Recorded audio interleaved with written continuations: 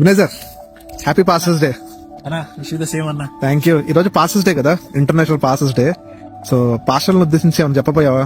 మన పుట్టినరోజుల దగ్గర నుంచి మన ఇంట్లో జరిగే ప్రతి కార్యక్రమం నుండి చావుల వరకు కూడా దైవజనుడు లేనిది ఏ కార్యక్రమం జరగదు. ఆబ్వియస్లీ ప్రతి కార్యక్రమానికి కూడా దైవజనుడు ప్రాధాన్యత ఉంటది కదా. Yes. ప్రతి కార్యక్రమంలో దైవజనుడు ప్రాముఖ్యమైనప్పుడు దైవజనుడిని గుర్తించాలి, దైవజనుడిని గౌరవించాలి, దైవజనుడికి సహకారులుగా నిలబడాలి. మన ఇంట్లో ఏదైనా కష్టం వస్తే మన పక్షాన మోకరించి ప్రార్థన చేస్తారు. మనకేదన్నా బాధ కలిగితే వారు కన్నీరు గడుస్తారు. మనకేదన్నా ఇబ్బంది వస్తే ఇబ్బందిలో సహకారులుగా ఉంటారు, దేవుని ప్రేమను చూపిస్తారు.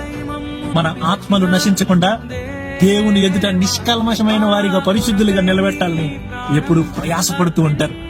ఇది కాదా దేవుని ప్రేమ? నేను గూర్చి నీ కుటుంబస్తులే ఏడవరు, నేను గూర్చి నీ దైవజనుడు ఏడుస్తాడు. నేను గూర్చి నీ చుట్టూ ఉన్నవారే నేను పట్టించుకోరు, కానీ నీ దైవజనుడు నీ కొరకు ప్రార్థన చేస్తాడు. ఇటువంటి ప్రాముఖ్యమైన దేవులో మన దైవజనులను మనం అభినందించటం చాలా గొప్ప విషయం. మీ దైవజనులను అభినందించండి. ఇప్పటికైనా మీరు విషయం చెప్పకపోతే మీ దైవజనుల దగ్గరికి వెళ్ళి వాళ్ళను విష్ చేసి వాళ్ళని అభినందించండి, సన్మానించాలి దైవజనులు. వారిని సన్మానించండి. దేవుడిచ్చిన ఈ అవకాశాన్ని ఉపయోగించుకోండి.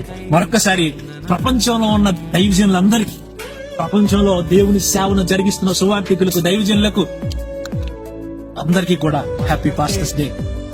మీరు ఇంకా ఘనమైన కార్యాలు ప్రభు కొరకు చేయాలని మనస్ఫూర్తిగా కోరుకుంటున్నాను. Praise the lord.